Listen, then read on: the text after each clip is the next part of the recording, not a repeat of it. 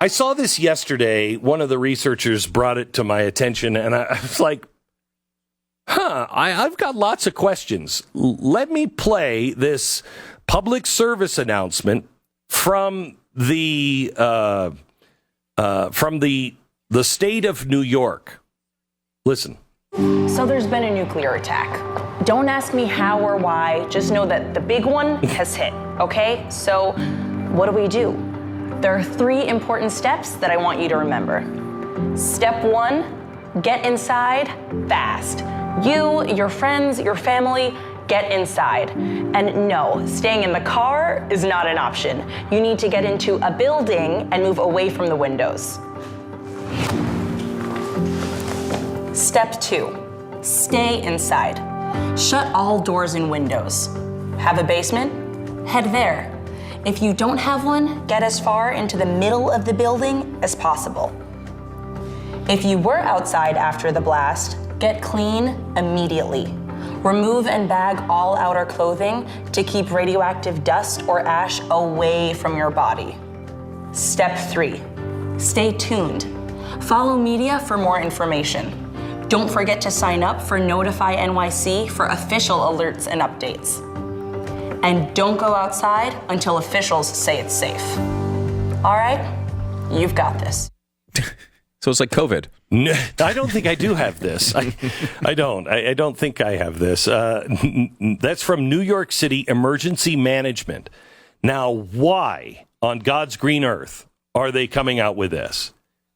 Well, the response was, well, we're not saying that it's going to happen. We just want people to be prepared for anything. My response to that is, when do you release the PSA for the bubonic plague? I mean, if you're just making us prepared for anything, how about what happens when somebody on a ship starts to launch Buicks onto the streets of New York with a catapult? I mean, we haven't thought of a nuclear strike in how long? What do they know that we don't know? Well, if anything. First of all, they have been treating us like we're in the middle of the bubonic plague for the past 2.5 years, so I don't think they need any updates on that particular one. But, look, what we mentioned earlier, we are on the verge of war. Is that the right way to put it with Russia? Certainly, Russia considers us at the very least to be on the verge of war. Yeah, and that used to be something we were concerned about. I mean, when we were at war with the Soviet Union, that's when we had the duck and cover, vibe going on for everybody. So I'm not surprised. I honestly, it's probably something we should think about a little bit more.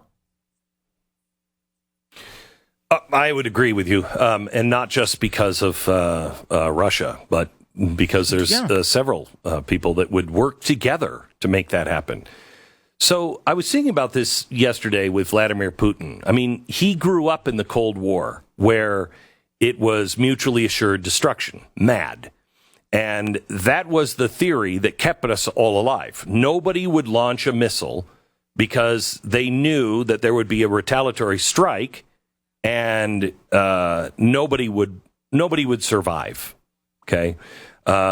Because if they launched a missile, then we launch a missile, and if they see that missile coming back, then they would launch all their missiles, and then we would launch all of our missiles, and everybody would be dead. Okay, he lived through this. He's been the one talking about a nuclear option.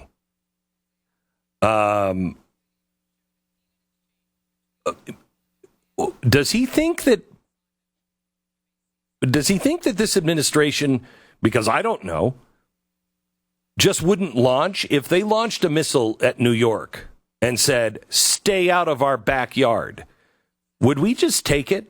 Would this administration launch against Russia or not? I mean, it's a very dangerous game, but I'm not convinced that this administration would do that. I think there's definitely an argument here to be made for that point. I think maybe if it hit New York, maybe we would be more likely to do it. But couldn't you see? Yeah, they fire a nuclear missile that lands in the middle of some uninhabited place in Kansas, or something where, okay, like maybe it does some damage, but it's not wiping out a city of, 11 million people. What would we do? Just back off?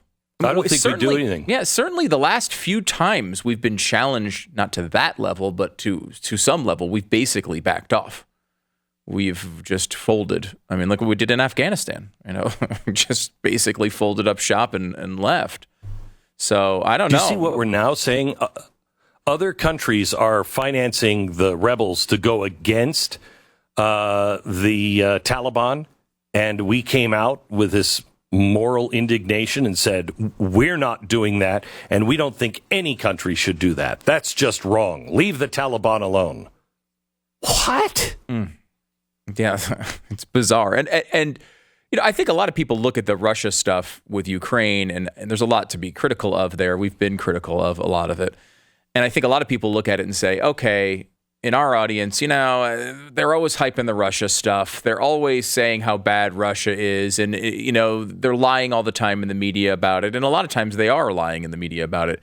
But there's real reason to be concerned about this in two different ways. Let's say you're a Biden fan, right? You are a liberal. You love Joe Biden. I think 0.03% of the population is still in this category. So we want to make sure we address them. And the only thing standing in between us and World War III is Vladimir Putin's restraint, right? That's it. At any point, Vladimir Putin could say, you know what? I think you sending that missile over to Ukraine is enough for me to cross the line. And he could decide to start World War III just on his own basis. For the other... And he has said that. Yeah. He has said that.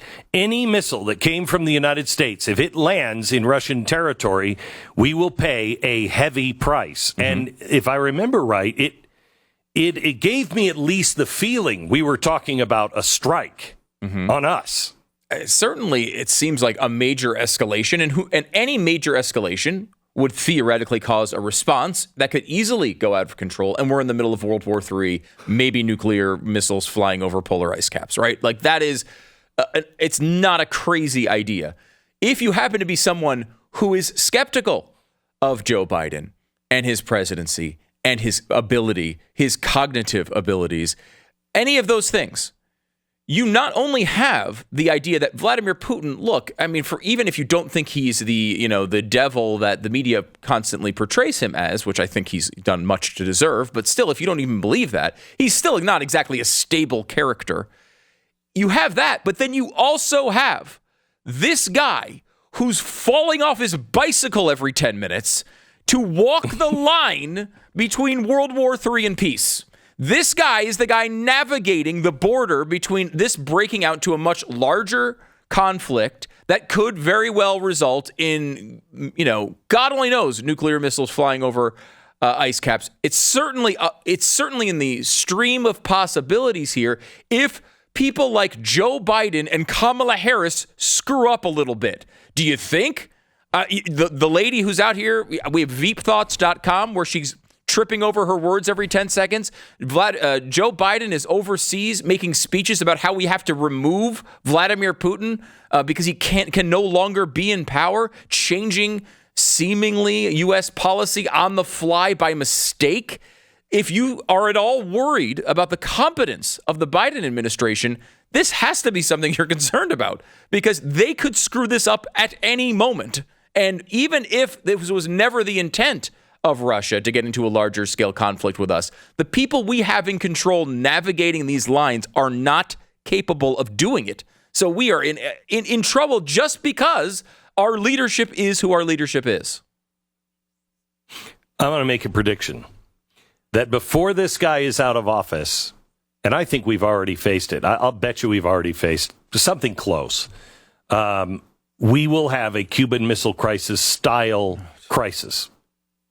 It will hit to that level. Whether we find out about it or not, I'm not sure. But I'll bet you we're going to hit because we're too weak. Do you know why? The Prime Minister Abe, why his death is so important? He was extremely powerful, and he was Japan first. And I don't have a problem with that. I think every country should be their country first. Take care of business, and that will, you'll be able to take care of yourself. Well, and then help others. His death made a landslide for his party. And the prime minister, the current prime minister, is in the same party as Abe. It's a liberal democratic party, but, they're more conservative by Japan standards, but don't be fooled. So the recent election has gone as a huge support for now the party that is of the current prime minister and what he's working on. Now, Kishida, I think is his name. He's a huge supporter of the Great Reset. He wants Japan to be the model country for the Great Reset. Here's one of the problems, however. Abe, his party, wants to build their own military. They want to have their own military power. I personally think that's good, and I think that's why Abe and Donald Trump got along so well, because America first, Japan first. You should run your own protection. Why? Other than, in the 1940s, we were a little smoked and they were a little smoked at us. We're like, yeah, know what? No army will protect you. Japan has a role to play in security. And that's why this is a problem. Because it looks like his death is being used as a rallying cry for the things that he believed in, which is change the Japanese constitution so it can expand its military. Now, that seems good for us, right?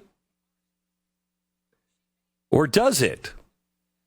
Because Japan wants to expand its military because it doesn't trust China.